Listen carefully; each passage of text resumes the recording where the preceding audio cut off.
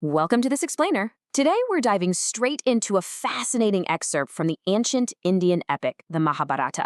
We're going to look closely at how a simple life debt actually sparked the creation of literally the most magnificent architectural marvel in all of mythology. It's an epic story of gratitude, immense power, and some seriously visionary design. So how do you repay someone when they literally save your life? That's the exact massive dilemma facing a figure named Maya Danava at the very beginning of our source text. Imagine being pulled right from the brink of absolute destruction. Maya has just been miraculously rescued by the hero Arjuna from Pavaka, a terrifying, all-consuming fire god, and from the unstoppable wrath of Krishna. When someone pulls you out of the fire against those kinds of impossible odds, a simple thank you doesn't really cut it, right? You basically owe them everything. Part 1. A Debt of Gratitude. Now, Maya isn't just your average guy. He happens to be a master architect of the highest order. He approaches Arjuna with joined hands, calling him the son of Kunti, which is a direct nod to Arjuna's royal lineage. And he says, "Saved have I been by thee. Tell me what I have to do for thee." It's basically the ultimate blank check. Whatever Arjuna wants, Maya is ready and eager to deliver. Part 2. The Humble Hero. You might expect Arjuna to jump at this, but his reaction totally defies expectations. He gracefully but very firmly declines. He tells Maya, "I cannot make thee do anything for me," letting him know that just offering the favor is plenty, and he wishes him well and peace. But Maya absolutely refuses to let the debt go unpaid. He pushes back, revealing his true identity to Arjuna.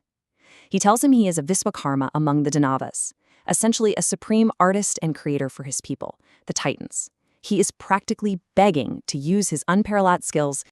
Notice how the power dynamic beautifully shifts here. Arjuna is in a really tricky spot.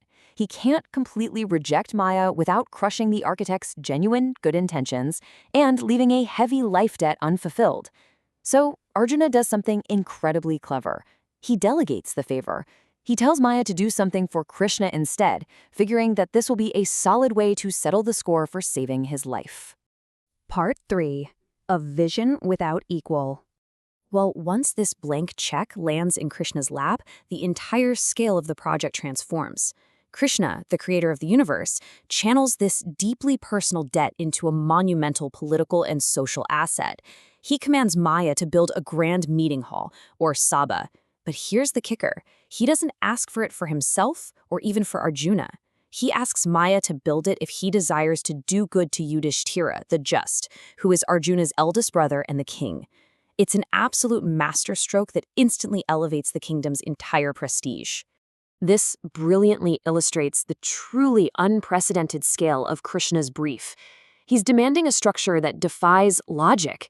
He explicitly states that the palace must be impossible for mortal men to imitate, even if they sit right there inside it and examine every inch with the utmost care.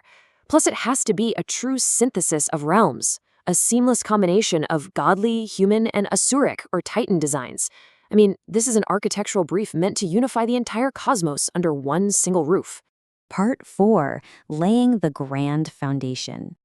So, exceedingly glad to finally get a challenge worthy of his ultimate skills, Maya gets straight to work, moving from these lofty divine conversations down into precise, grounded steps. The whole process is fascinatingly methodical. Before laying a single stone, strict protocol has to be followed. First, Maya is formally introduced to King Yudhishthira, securing his blessing and establishing mutual respect. Then, Maya honors his own heritage by reciting the history of his people to the king. Only after all of that does the master architect take a rest and engage in, as the text says, much thoughtful planning. And finally, choosing a highly specific, auspicious day, he begins the sacred initial rites of foundation. As a crucial part of those propitiatory rites of foundation, the source details that Maya formally gratifies thousands of well-versed brahmanas, the priestly and scholarly class, with sweetened milk, rice, and all sorts of rich presents.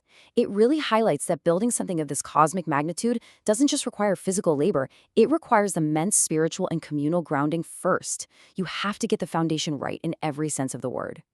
Right after those rites, Maya finally measures out the physical plot of land for the sabha, and it is absolutely enormous. He measures a highly specific square that is exactly 5,000 cubits on each side. To put that into perspective for you, that's roughly 1.5 miles long on every single side.